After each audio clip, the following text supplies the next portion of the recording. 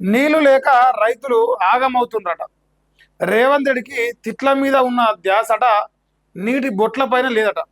సర్కారు కావాలని రైతులకు నీళ్లు ఇస్తలేదట. రామప్ప డ్యాంలో నీళ్లు ఉన్న గేట్లు మూసేసిరట.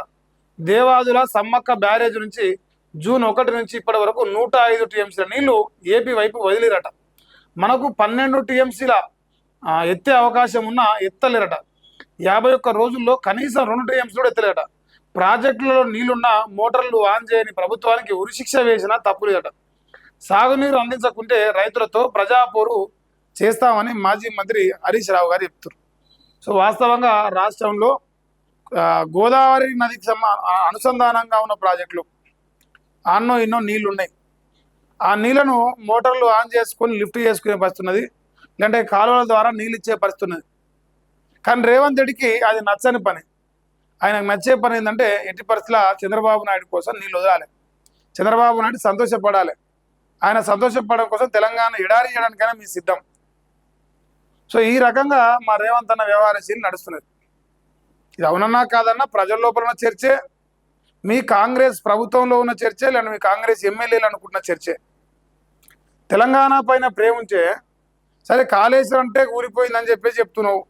కాళేశ్వరం అనేది పనికిరాని ప్రాజెక్టుగా చిత్రీకరించే ప్రయత్నం చేస్తున్నావు. ఓకే, మిగతా ప్రాజెక్టుల నుంచి నీళ్ళు ఇవ్వాలి కదా.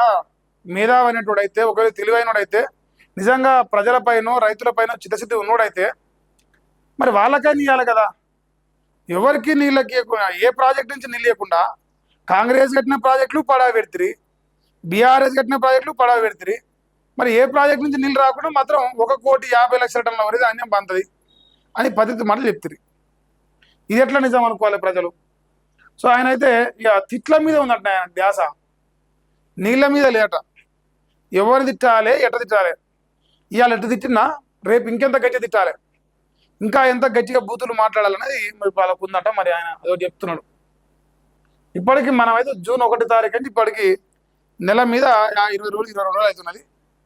105 టీఎంసీలు 105 టీఎంసీల గాలికి వదిలేసామంట మనం నీళ్ళు.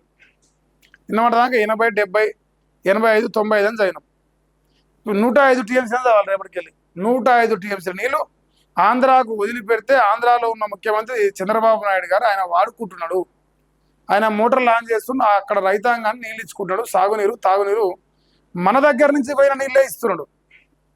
అంటే గడ్డ మీద మనన్న గడ్డ కింద వాడున్నాడు, గడ్డ మీద ఉన్నోడు గాలికి వదిలేస్తే గడ్డ కింద ఉన్నోడు దోసుకొని మంచిగా వాడు మన రైతాంగాన్ని నీళ్ళు ఇచ్చుకుంటాడు. సో ఇది నీళ్ళ విషయంలో తెలంగాణ రాష్ట్రంలో రేవంత్ రెడ్డి తెలంగాణ రాష్ట్ర రైతాంగానికి ఇస్తున్న అన్యాయం. ఇక సచ్చినోని కాడికి పోయి పెళ్లి డప్పే అంటారు కదా, సాగు డప్పే. బతికినోని కాడికి పోయి అదే డప్పు. ఎవ్వని కాడికి పోయినా కేసీఆర్ నిరుద్యోగుల సభ పెడితే కేసీఆర్ తిట్టాలి, లేదు విద్యార్థుల సభ పెడితే కేసీఆర్ తిట్టాలి, ఓ పథకాల గురించి సభ పెడితే కేసీఆర్ తిట్టాలి. ఏ దానికి పోయినా సరే కేసీఆర్ తిట్టడే సభ. చెప్పినాగా, పెళ్లి పోయినా సాగు పోయినా ఏడి పోయినా డప్పు కొట్టే అవుతుంది. మరి డప్పు ఎప్పుడు బంద్ చేస్తామో అప్పుడు శని వెళ్తుంది మనకు. ఇక ఇది మేజర్గా ఒక వార్త. ఈ 2 వార్తలు రాష్ట్రంలో రైతుల వాళ్ళకి సంబంధించిన సమస్యల గురించి రాశారు. నాకు తెలిసి వీళ్ళు రాయకపోవచ్చు, వీళ్ళు రాయరు. ఎందుకంటే వీళ్ళు వాళ్ళకు కళ్ళల్లో కాకులు పొడిచినాయి, కళ్ళల్లో కాకులు పొడిచి వాళ్ళు రాయలేరంట. కళ్ళు లేని కబోదులుగా తయారయ్యారు.